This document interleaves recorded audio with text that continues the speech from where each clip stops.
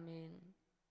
다 함께 하나님이 기하신 말씀 보겠습니다. 창세기 11장 27절부터 32절 말씀입니다. 창세기 11장 27절부터 32절 말씀을 다 함께 한 목소리로 읽도록 하겠습니다.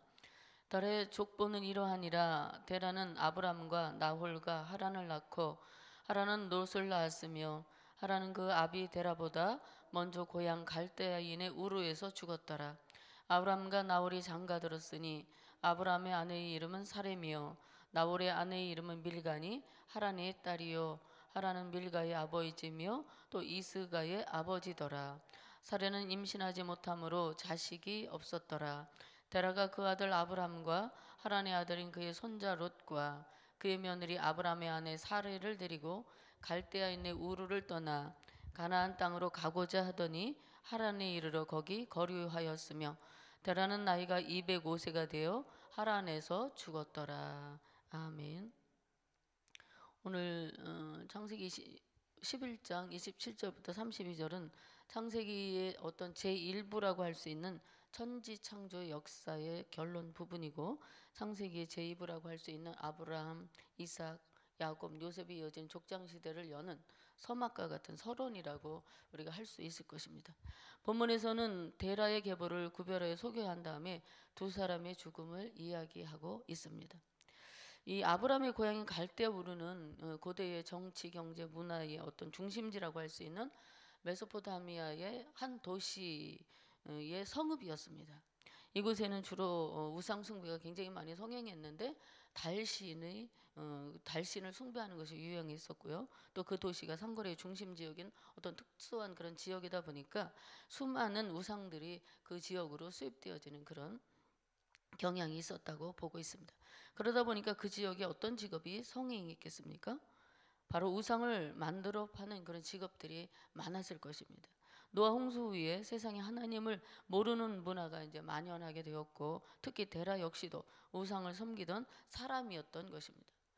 당시 북권 중심의 사회적 배경에서 아들들에게도 어떤 그 우상 숭배가 강요되었을 거예요. 이 아브라함도 마찬가지겠죠.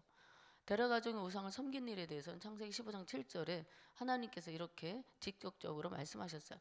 또 그에게 이르시되 나는 이 땅을 내게 주어 소유를 삼게 하려고 너를 갈대인의 우르에서 이끌어낸 여호와라. 여호수아서 24장 2절에도 이렇게 말씀합니다. 여호수아가 모든 백성에게 이르되 이스라엘의 하나님 여호와께서 이같이 말씀하시기를 옛적에 너희의 조상들 곧 아브라함의 아버지 나홀의 아버지 데라가 강저쪽에 거주하여 다른 신들을 섬겼으나. 유대인들의 전승에 따르면요, 데라는 우상을 섬기는 데서 더 나아가서 흙으로 우상들을 만들어서 판매했던 그런 직업을 가졌던 사람이라고 이렇게 전해져 내려오고 있습니다. 그러니까 한마디로 아브라함의 아버지의 집은 우상을 제작하는 공장이었습니다. 이렇게 다른 신을 섬겼던 아브라함의 아버지 데라가 우상을 섬기는 사람이었기 때문에 아브라함도 적극적으로 우상을 숭배하지는 않았다고 해도 우상 숭배의 영향을 전혀 받지 않았다라고 볼 수는 없는 것이죠. 그렇다고 보면 그를 믿음의 조상으로 하나님께서 세우신 이유가 처음부터 의롭고 아브라함이 믿음이 좋아서 그를 선택하신 것이 아니라 전적인 하나님의 은혜다라고 우리가 볼 수 있습니다. 모든 것이 바로 하나님의 주권적인 선택입니다. 여러분, 우리를 부르신 것도 마찬가지 아니겠습니까? 우리의 선조들이나 우리 개인도 처음부터 하나님을 잘 섬기던 사람들이 아니었어요. 어떤 가정은 무교였을 것이고 어떤 가정은 불교나 유교를 열심히 섬기며 불공도 드리고 형상으로 새겨 만든 우상을 집에 가져다 놓고 그렇게 숭배한 가정들도 있습니다. 하루에 108번 절을 하며 자신들의 소원을 빌기도 하고 말 못하는 형상 앞에서 울며 기도하던 그런 가정들도 많이 있습니다. 현대 문명이 발전을 거듭하면서 사람들이 그러한 것에 정신적인 의존도가 요즘은 굉장히 높아졌습니다. 스마트폰 가지고 손가락 하나로 검색만 하면 모든 정보를 알 수 있는 그런 시대에 살고 있습니다. 세상과 소통하는 통로가 바로 스마트폰이에요. 그래서 이 스마트폰이 없으면 불안해집니다. 그 밖에 사람들의 놀이 문화가 참 많아졌습니다. 그중에 우리가 즐겨 시청하는 TV도 마찬가지 아니겠습니까? 사람들의 놀이문화, 즉 자신이 전적으로 삶의 시간들을 의지하거나 함께 보내는 그런 일상의 흐름이 만약에 끊어지게 되면 멘붕에 빠져요. 그러니까 멘탈, 정신이 붕괴되는 그런 현상이 일어나고 있습니다. 정신이나 마음이 무너지고 깨지는 상태가 되는 것입니다. 정신적인 속박을 당해서 늘 함께하던 것이 없어지면 불안해지는 거예요. 우리 존재 가치가 겨우 이렇게 사람이 만들어내는 기계나 문명의 이기에 사로잡혀 살 만큼 연약한 가치를 가진 것이 아니지 않습니까? 우리는 하나님의 형상대로 지음을 받았고 하나님이 지으신 세상을 다스리고 관리하고 보존하며 이 땅에 하나님의 뜻을 널리 전하면서 행복하게 살아가라고 우리를 존재하게 하셨고, 그리고 우리를 또 하나님의 사랑하는 자녀로 불러주셨습니다. 우리가 부름받기 전에 행복했건 불행했건 어떤 상태에 있었던 것이 중요한 것이 아니라 하나님께서 어떤 모양이든 무엇을 섬겼든지 우상숭배 자리에서 이끌어내시고 새로운 구원의 은혜를 입혀주셨다는 사실입니다. 우리 하나님 나라의 백성으로 부르시고 구원의 은총을 베풀어 주셨다는 사실과 영원한 생명을 소유한 것이 중요한 거예요. 그렇기 때문에 부르신 자리에서 우리가 어떻게 설 것인가, 살 것인가를 늘 고민하고 살아가야 합니다. 우리를 부르신 하나님의 부르심에는 조건이 없었습니다. 그저 나를 부르시고 이 자리에 앉고 서게 하신 것이 다 하나님의 사랑의 은혜요, 거룩하신 하나님의 뜻인 것입니다. 하나님 편에서 보면 우리는 누구나 죄인입니다.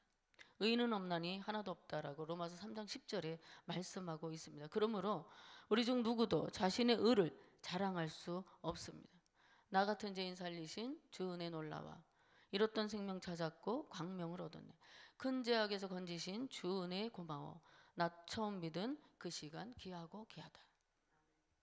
305장의 찬송가 가사처럼 그저 놀라운 은혜를 입었음을 고맙고 감사하여 겸손하게 주님과 세상 즉 이웃을 전도하여 그들을 섬기며 그리고 사랑으로 돌봐 섬겨나가는 저와 성도님들 되는 것을 하나님이 지금도 바라시고 그 일을 가장 기뻐하신다는 사실입니다. 다른 아브라함과 나홀과 하란을 낳았죠. 그리고 하란은 아브라함과 가나안으로 동행했던 롯의 아버지였어요. 11장 31절부터 32절에 보시면 그런데 이 집에 큰 사건이 일어납니다. 바로 막내 아들 하란의 죽음입니다. 아들 하란이 어떤 이유로 죽었는지 모르겠지만 아버지 데라보다 먼저 세상을 떠났습니다. 하란의 죽음은 성경에서 자식이 부모보다 먼저 세상을 떠난 첫 번째 기록입니다. 우리가 흔히 하는 말로 부모는 죽으면 어디다 묻는다 그래요? 산에다 묻고 자식이 죽으면 가슴에다 묻는다, 이런 말을 합니다. 그만큼 절절하게 아프다는 이야기예요. 아무리 세월이 지난다 해도 먼저 간 자식을 잊을 수 없다라는 말씀이죠. 저도 이제 교구 사역을 하다 보면 많은 분들의 장례를 집례하게 되는데요. 성도들이 천국에 가는 것을 지켜보면서 느끼는 것이 있어요. 죽음은 나의 손이 아니다라는 것. 아담의 범죄 후에 사람에게 찾아온 이 죽음이라는 것은 각자에게 주어진 생명의 시간이 있어서 생명의 주인이신 하나님이 부르면 누구나 순서 없이 가야 한다라는 것을 저는 장례를 치르면서 많이 깨닫습니다. 그런데 특별히 젊은 분들을 천국으로 보내는 그 장례는 정말 너무 가슴이 아프고요. 감당하기 저희 교육자들도 굉장히 어려워요. 너무 마음이 아프고 너무 그 마음에 짐이 되는 그런 일들이 있습니다. 누구 때문에 죽은 것이 아니에요. 누구의 죄 때문도 아니고요. 누구를 탓할 일이 아니거든요. 그래서 일찍 자녀를 잃어버린 분들은 간혹 보면 이 죄책감, 그런 어떤 마음의 짐을 가지고 살아가는 그런 분들이 있어요. 마음이 굉장히 눌려 있어요. 여러분 그렇게 생각하시면 안 됩니다. 왜 그럴까요? 방금 말했듯이 생명의 주인은 하나님이시기 때문이죠. 부르신 시간도요, 하나님이 정하신 거예요. 그렇기 때문에 마음으로 위로받으시고 힘을 내셔야 합니다. 성경 데라의 아들 하란의 죽음과 아브라함의 아내 사레가 자식이 없다, 잉태하지 못하여 자식이 없다라는 말씀을 하고 데라가 가나안으로 가려 했다는 이 사실을 이야기하고 있습니다. 그런데 데라가 삶의 터전인 이 고향 갈대아 우르를 떠나서 왜 가나안으로 가고자 했었는지 그것에 대한 설명을 하지 않습니다.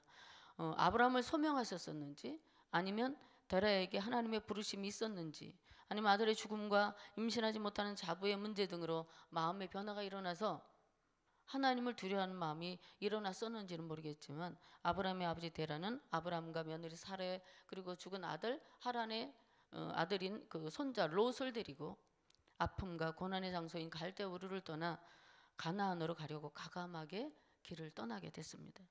그러나 도중에 하란이라는 도시에 거주하게 됩니다. 하란 역시 우르처럼 경제적으로 번영한 도시였고 달신을 섬기는 우상이 가득했던 그러한 도시였습니다. 하란은 갈대아 우르에서 가나안 땅으로 가는 길에 약 한 3분의 2 지점쯤에 있는 그런 도시였습니다.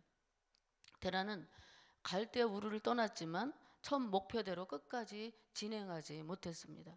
애석하게도 그는 중도에 하란에 머물다 아예 그곳에 정착하고 말지요. 데라가 중도에 주저앉고 만 것은 어떤 이유였을까? 그의 연약함 때문이었을지도 모르겠고 미지의 땅 가나안에 대한 두려움도 있었을 것 같아요. 그래서 익숙한 땅 그곳에서 그가 머물러 버린 것은 아닌가 생각해 볼 수가 있습니다. 결국 데라는 처음 마음먹은 가나안 행에 실패하고 익숙하고 살기 편한 하란에 머물다가 그곳에서 생을 마감하게 됩니다.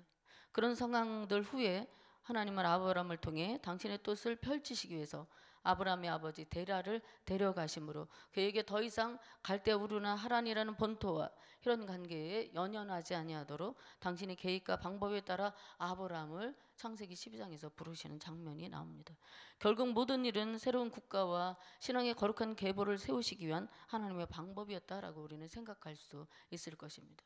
이 창세기 11장은요 바벨탑 사건과 택함을 받은 노아의 아들인 셈의 후손들로 이어진 데라 그리고 아브라함을 부르시기 위해 비옥한 본토 자신들의 안정된 삶의 터전을 떠나 미지의 땅 가나안으로 향하는 데라 일가의 이주의 모습은 비록 데라가 가나안행에 실패했지만 어떻게 보면 진정으로 신앙의 자유를 찾아 떠나는 작은 출애굽과 같은 그런 모습이며 동시에 하나님의 소명하심에 응한 순례의 길이었다라는 것을 이제 앞으로 펼쳐질 말씀을 통해 우리는 알게 될 것입니다.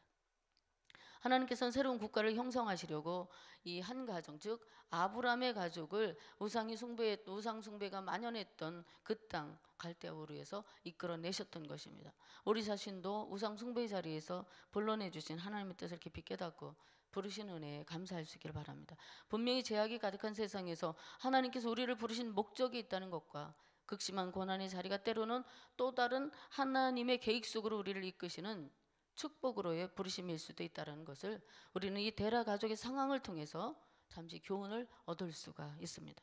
우리 인생의 모든 여정에는 하나님의 주권적인 역사와 흐름이 있음을 기억하여 어떤 상황에서든지 하나님의 뜻 안에서 순종할 수 있는 부르심에 순종할 수 있는 저와 성도님들 되시기를 간절히 소망하며 축복하여 드립니다.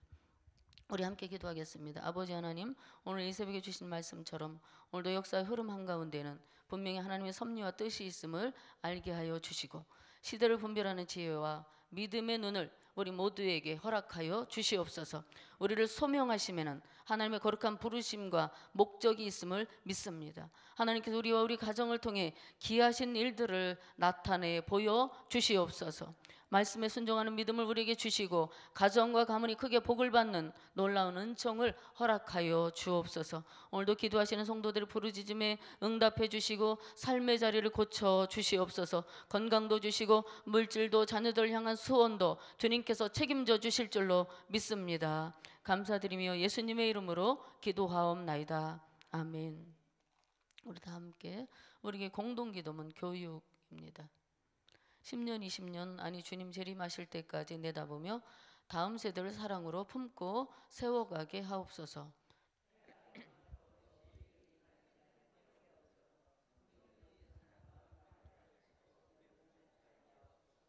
사무엘 요셉 다윗 부서를 크게 축복하옵소서.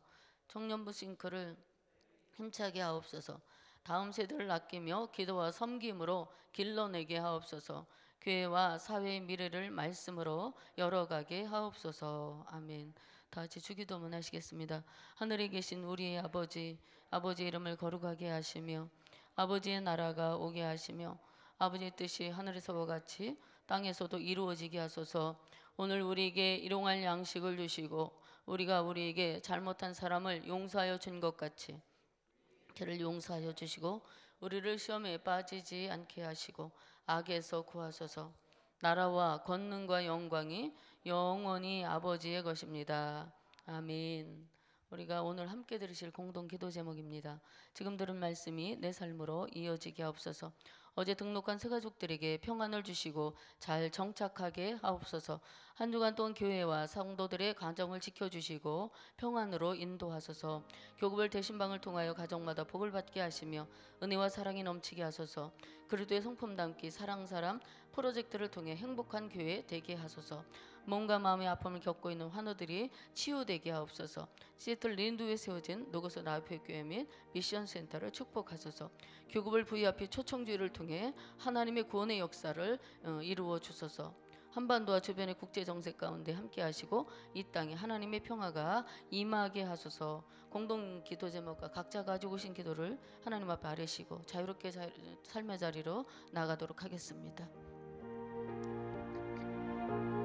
은혜가 많으신 하나님 감사합니다. 도와주시고 함께 하셨사옵니다. 감사합니다. 아버지 데려가서 원래 갈대로 에서 이끌어내시기